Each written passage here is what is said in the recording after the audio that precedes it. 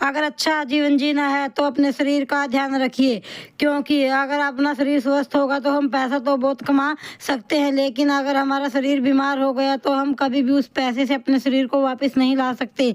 राम राम जी, आपका स्वागत है मेरे YouTube channel life with Naresh Kumari में। और यहाँ पर मंगलवार शाम का टाइम है और यहाँ मैं छत की सफाई करने के लिए आ गई हूँ।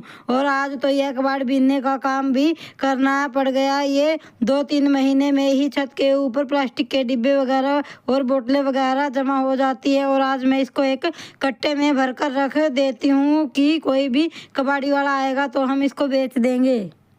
और मिडिल क्लास फैमिली में ये काम करने भी बहुत ज़्यादा ज़रूरी होते हैं। और उसके बाद हम सब्जी के बाज़ार में चले गए थे और यहाँ पर थोड़ी थोड़ी जगह पर सब्जी के बाज़ार अलग अलग दिन अलग अलग जगह पर लगते हैं और वहीं से हम इकट्ठा सब्जी ले आते हैं, क्योंकि अगर गली में से रेडी वाले से सब्जी लेंगे तो 1 या 2 सब्जी ही खरीदी जाती है और बाज़ार से हम 2-3 दिन की इकट्ठी सब्जी ले आते हैं और टेंशन ख़त्म हो जाती है। और सब्जी में मैं ज़्यादातर नॉर्मल जो सीजनल सब्जी हैं वही लेकर आई हुई हूँ। और यहाँ पर मैं शकरकंदी सब्जी में ज़रूर लेके आती हूँ, क्योंकि वो बच्चों को बहुत ज़्यादा ही पसंद है और हमारे वेट लॉस के लिए शकरकंदी बहुत ज़्यादा अच्छी होती है। इससे पेट भरा हुआ रहता है और ये मोटापा भी कम करने में मदद करती है। और बाज़ार से आने के बाद फिर मैं खाने में की तैयारी में लग जाती हूँ। और यहाँ पर मैं सिंपल सी हरे धनिए की चटनी बनाती हूँ, जिसके लिए मैंने यहाँ पर अदरक, लहसुन, हरी मिर्च और नमक को पहले पीस लिया है। फिर उसमें ऊपर से हरा धनिया डालकर उसको पीस लेती हूँ और एक छोटा सा टमाटर डालकर इसको पीस लूँगी और चटनी बनाकर तैयार करूँगी। वैसे तो चटनी हम मिक्सी में भी बना सकते हैं, लेकिन जो चटनी का टेस्ट सिलबट्टे पे आता है वो मिक्सी में कभी भी नहीं आता। इसीलिए हमें कोशिश करनी चाहिए कि बिल्कुल देसी तरीके से हमें सिलबट्टे या कुंडी सोटे से ही चटनी को बनाना चाहिए। और फिर मैं फटाफट से रोटियां सेक लूँगी और बच्चों को खिला दूँगी। बाकी हमारे लिए रोटियां तो मैं बाद में ही बनाऊँगी। अगर आपको मेरी वीडियो अच्छी लगती है तो प्लीज़ वीडियो को लाइक करें, कमेंट करें और चैनल को सब्सक्राइब कर लें। हमारे घर में ये सिंपल और देसी खाना ही ज़्यादा पसंद किया जाता है और हम तो ज़्यादातर यही बनाते हैं। ज़्यादातर घरों में तो एक टाइम में 2-2 सब्जी या सब्जी और रायता भी बन जाता है, लेकिन हमारा तो सिंपल सी चटनी, दूध और घी से ही काम चल जाता है। दूध घी हमारे घर में ज़्यादा पसंद किया जाता है। और फिर अगले दिन सुबह बुधवार का टाइम है, यहाँ पर मैं आलू गोभी की सब्ज़ी बनाने लगी हुई हूँ, क्योंकि सुबह सुबह सबसे पहला काम खाना बनाने का ही होता है। उसके बाद ही प्रैक्टिस वगैरह शुरू की जाती है। खाना बनाने के बाद फिर मैं पहले अपने एक्सरसाइज के लिए टाइम निकालती हूँ और सारा काम छोड़ के पहले मैं 1 या 1.5 घंटे के लिए एक्सरसाइज करती हूँ। और शुरुआत मैं रस्सी कूदने से करती हूँ, क्योंकि बाहर मॉर्निंग वॉक वगैरह के लिए तो जाने का टाइम नहीं होता, तो मैं घर पर ही रस्सी कूद लेती हूँ। और रस्सी कूदना मैंने पहले सिर्फ 100 रस्सी कूदने से ही स्टार्ट किया था और उसके बाद मैं अब 250, 300 या 400 तक भी रस्सी कूद लेती हूँ। हमें एक्सरसाइज का टाइम धीरे धीरे ही बढ़ाना चाहिए। अगर हम एक दिन में ही ज़्यादा एक्सरसाइज कर लेंगे तो शरीर में बहुत सारी थकावट हो जाएगी और अगले दिन हम एक्सरसाइज नहीं कर पाएंगे।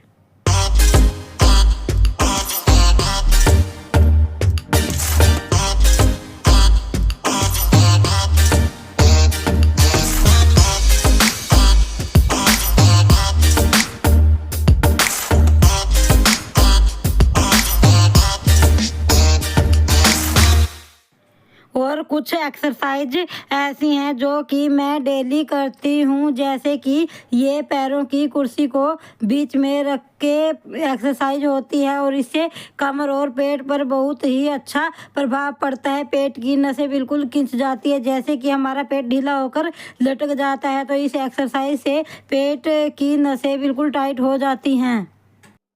और थोड़ी बहुत ही एक्सरसाइज अलग होती हैं, जो कि मैं एक दिन अलग एक्सरसाइज करती हूँ और अगले दिन उससे अलग करती हूँ।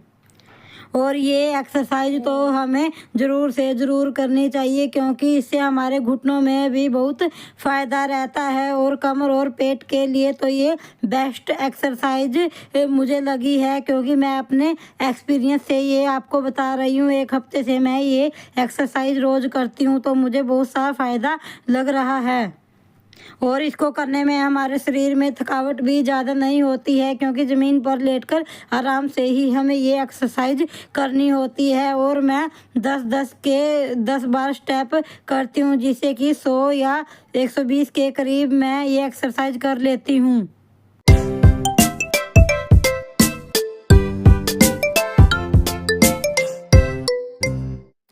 और हमें अपने शरीर को स्वस्थ रखने के लिए कोशिश तो ज़रूर करनी चाहिए, क्योंकि मोटापे से हमारे शरीर को बहुत सारी बीमारियां घेर लेती है और हमें बहुत परेशानी होती है। इसीलिए हमें शरीर को स्वस्थ रखने के लिए अपनी डेली लाइफ में थोड़ी बहुत ही एक्सरसाइज को टाइम ज़रूर देना चाहिए, क्योंकि अगर हमारा शरीर स्वस्थ रहेगा तभी हम आगे कुछ काम कर पाएंगे और अपना जीवन अच्छे से जी पाएंगे।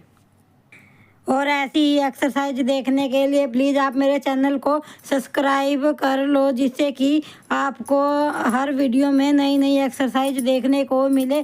और मेरे शरीर पर इन एक्सरसाइज का क्या असर हुआ है वो मैं 1 महीना कंप्लीट होने के बाद आप लोगों के साथ शेयर ज़रूर करूँगी।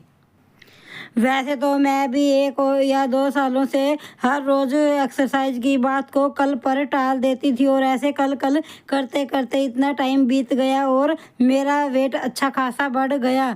लेकिन हमें एक मन में सोच रखनी चाहिए कि हमें आज का काम आज ही से शुरू करना है, तभी हम कर पाते हैं।